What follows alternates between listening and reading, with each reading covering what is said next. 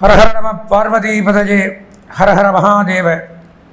தென்னாடுடைய சிவனை போற்றி, எந்நாட்டவர்க்கும் இறைவா போற்றி. வேயுறு தோழி பங்கன் விடமுண்ட கண்டன் மிக நல்ல வீணை தடவி மாசரு திங்கள் கங்கை முடிமேல் அணிந்து என் உளமே புகுந்த அதனால் ஞாயிறு திங்கள் செவ்வாய் புதன் வியாழன் வெள்ளி சனி பாம்பிரண்டு முடனே ஆசரு நல்ல நல்ல அவை நல்ல நல்ல அடியாரவர்க்கு மிகவே நவக்கிரகேபியோ நமஹ.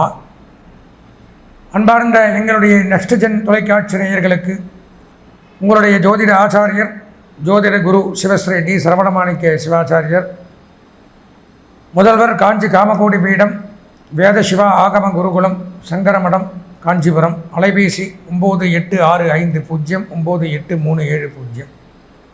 9865098370. அடியருடைய பணிவான வணக்கங்கள் மற்றும் ஆசீர்வாதங்கள்.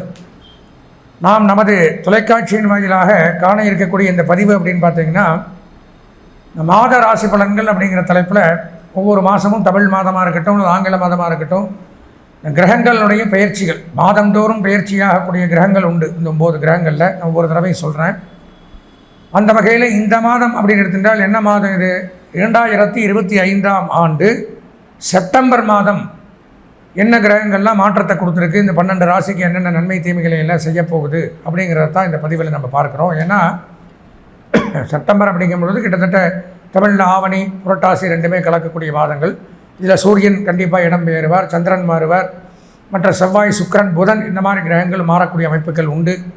அதனால் இந்த கிரகங்களுடைய அமைப்பு, அது போக குரு பகவானுடைய அதிசார அமைப்பு, சனி பகவானுடைய வக்கரகதி அமைப்பு, இதெல்லாம் சேர்த்து தான் ஒவ்வொரு மாதத்துலேயும் கிரகங்களுடைய மாற்றங்கள் இருக்கும். அந்த மாற்றத்தின் மூலமாக ஏன்னா ஒரு நிரந்தரமான பயிற்சி அப்படிங்கிறது 2.5 ஆண்டுகள் சனி பயிற்சி, 1 வருடம் குரு பயிற்சி, 1.5 வருஷம் ராகுகேது பயிற்சி, இதெல்லாம் வச்சு ஒரு பொதுவான பலனை சொல்லிடுறோம். 2.5 வருஷத்துக்கு இப்படி தான் இருக்கும். ஆனால் அதுக்குள்ளேயும் ஒரு சில நன்மை தீமைகள் அப்படிங்கிறது நடக்குது. அதை எதை வச்சு சொல்கிறோம் அப்படின்னா, இந்த மாத ராசி பலன்கள் இதில் 5-6 கிரகங்கள் மாறுவதனால ஒவ்வொரு மாதத்துலேயும் நமது 12 ராசிக்கும் பலாபலங்கள் அப்படிங்கிறது கண்டிப்பாக மாறுபடும், வேறுபடும். அப்படி பார்க்கும் பொழுது இந்த மாதத்தில் ஏதாவது நமக்கு நன்மைகள் உண்டா? பலவிதமான கஷ்டங்களோடும் ஏக்கங்களோடும் துக்கங்களோடும் இருக்கக்கூடிய ராசிகள் பல உண்டு. இதில் அவங்களுக்கு ஏதாவது இந்த மாற்றங்கள் இந்த மாதத்தில் தெரியுதா அப்படிங்கிறது தான் இந்த பதிவில் பார்க்குறோம். அந்த வகையில் பார்க்கும் பொழுது செப்டம்பர் மாதம் 2025ஆம் ஆண்டு இந்த 12 ராசிகளுக்கும் உண்டான பலாபலன்களை இப்போ நம்ம பார்க்க இருக்கிறோம். வாங்க நிகழ்ச்சிக்குள்ளே போகலாம். அன்பார்ந்த எங்களுடைய உத்திராடம் திருவோணம் அவிட்டம் ஆகிய நட்சத்திரத்தில் பிறந்த மகர ராசி நேயர்கள், மகர ராசி நேயர்களுக்கு மங்களகரமான 2025ஆம் ஆண்டு செப்டம்பர் மாதத்தினுடைய பலாபலன்கள். ஏன்னா என்னடா இது ஒவ்வொரு மாதமும் ராசி பலன் சொல்கிறாங்க, என்னதான் ஒவ்வொரு மாதம் ஒவ்வொரு மாதிரி இருக்கேன்னு நீங்கள் நினைக்கலாம். காரணம், ஒவ்வொரு மாதத்திற்கும் 5 கிரகங்கள் பயிற்சியாகும். கண்டிப்பாக அந்த 5 கிரகமும் முக்கியமான கிரகம். அதை வச்சு தான் அன்றாட வாழ்க்கை உங்களுக்கு நிர்ணயிக்கப்படும். நேற்று ஒரு முடிவு பண்ணின்னு போயிருப்பீங்க, இன்றைக்கி இந்த காரியம் ஆகும், இன்றைக்கி போனால் தான் தெரியும் அந்த காரியம் ஆகலை. அப்போ அன்னன்னைக்கு ஒரு மாற்றங்கள் இந்த விஷயமா இருக்கட்டும். அப்போது அந்த பயிற்சிகள் என்ன, அந்த 5 கிரகம் என்னென்னு பார்த்தால் சூரியன் சந்திரன் செவ்வாய் புதன் சுக்கிரன், இவங்க மாதத்தில் பயிற்சி ஆகிட்டே இருப்பார். சனி ராகு கேது குரு மட்டும்தான் வருஷக்கணக்கில் பயிற்சி. உங்களுக்கு தெரியும், நிறைய சொல்லியிருக்கேன். என்னோடய இப்போ இது கேட்டால் நீங்களே ஜாதகம் பார்க்கலாம். ஒரு 5 வருஷமாக டிவியில் பேசிகிட்டு இருக்கேன். எனக்கு தெரிஞ்ச விஷயம்லாம் சொல்லிகிட்டே இருப்பேன். முழுசாக இதை ஃபாலோ பண்ணுறவங்க என்ன பாதி ஜாதகம் பார்க்குற அளவு பயிற்சி ஆகிருக்கலாம். அப்போது எதுக்கு இந்த ராசி பலன் மாதத்துக்கு ஒருக்கா சொல்கிறோம் அப்படின்னா, இந்த 5 கிரகங்களும் மாறி ஏதாவது இந்த மகர ராசிக்கு நன்மையை உண்டாக்குதா அப்படின்னு பார்த்தால், இந்த மாத பலாபலன்களில் ராசிநாதன் ராசிக்கு 2ஆம் இடத்துக்கு வந்திருக்கார் வக்கரகதியில், கூட ராகு. அப்போ மிகச்சிறப்பு அப்படின்னு தான் சொல்லலாம். நீங்கள் எதிர்பார்த்த காரியங்கள் நிறைவேறும். என்ன கெட்ட நண்பர்கள், கெட்ட சகவாசம், கெட்ட பழக்க வழக்கங்கள், ஏதோ ஒரு பிரச்சனை, இதெல்லாம் வர்றதுக்கு வாய்ப்பு உண்டு. சனி ராகு எப்போவுமே சேரக்கூடாது. ஜாதகத்துலேயும் ஒரே கட்டத்தில் சேர்ந்தால் அவனுக்கு பிரச்சனை, ஏதோ ஒரு பேட் ஹேபிட்டுக்கு அடிமையாக தான் இருப்பான். இப்போ 2ஆம் இடத்துல சனி ராகு சேர்க்கை மகர ராசிக்கு கண்டிப்பாக ஒரு கெட்ட பேர் வர்றதுக்கு வாய்ப்பு உண்டு. ஜாக்கிரதையாக இருக்கணும். ஏன்னா நரம்பு கோளாறுகள் வரலாம். மூளை கண் வயிறு சம்பந்தமான நரம்பு பிரச்சனை, நண்பர்களால் விரோதம், எவனோ ஒருத்தன் தப்பு பண்ணியிருப்பான், நீங்கள் மாட்டிண்டு பெரிய பிரச்சனை அப்படிங்கிறது. போக்குவரத்தில் கவனம் தேவை. இது ராசிநாதன் தான் இருந்தாலும் கவனம் தேவை. அதே சமயம் யோகத்தையும் கொடுக்குது. வெளிநாடு போக்குவரத்து அமைப்புகள் திடீர் யோகம், யோகம்ங்கிறதே திடீர்னு வர்றது தான். அதிர்ஷ்டம் யோகம் அப்படிலாம் நடந்து போயிட்டு இருப்பான். எல்லாருக்கும் அந்த யோகம் இருக்குது.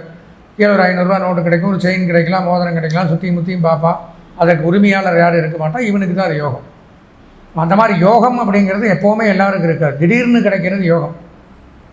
சில பேர்லாம் சொல்லுவாங்க, நீங்கள் வாழ்க்கையில் கிடச்சது எனக்கு ஒரு பெரிய அதிர்ஷ்டம் யோகம் அப்படின்னு. அது வாழ்க்கை பூரா அதுக்கு போக தான் தெரியும், அது யோகமாக பிரயோகமாக அப்படிங்கிறது தெரியாது.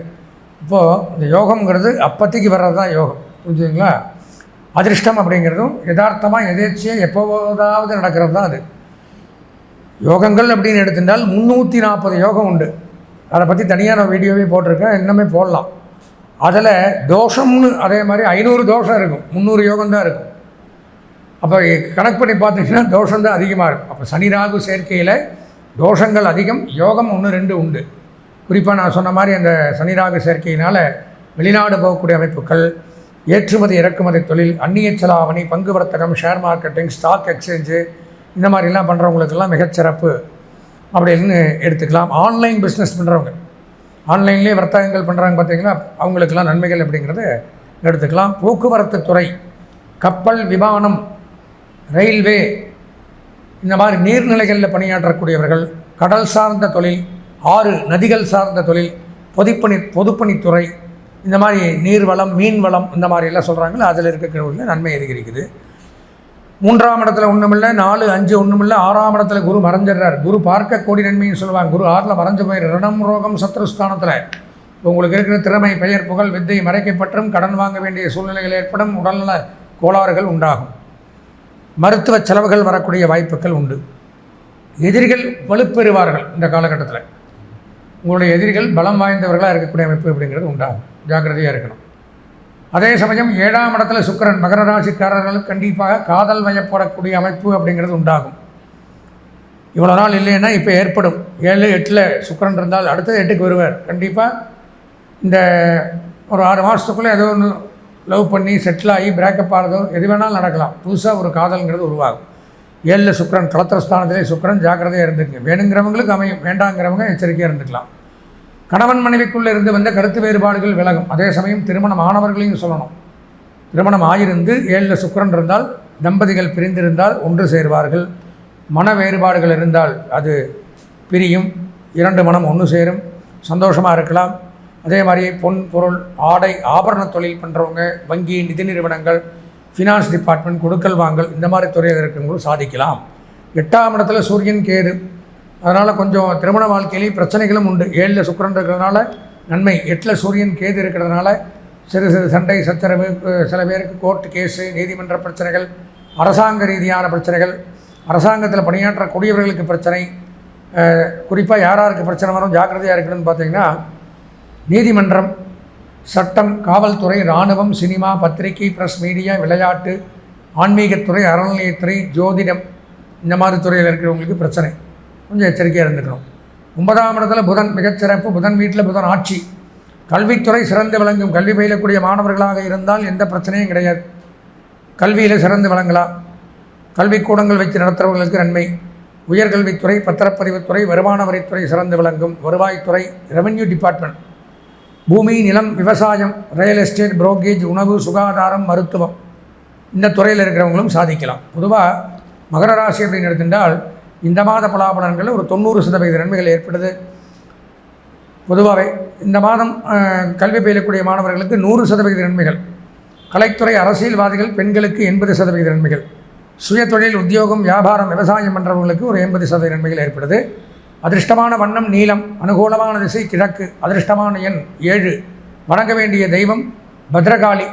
பத்ரகாளி அம்மனை வணங்கி, மகாகாளி, பிரத்யங்கிரா, இந்த மாதிரிலாம் சொல்கிறோம்ல, காளியை வணங்கி இந்த மாதத்தை இனிமையான மாதமாக மாற்றிக்கொள்ள ஆசீர்வதித்து விடைபெறுகிறேன். நன்றி, வணக்கம்.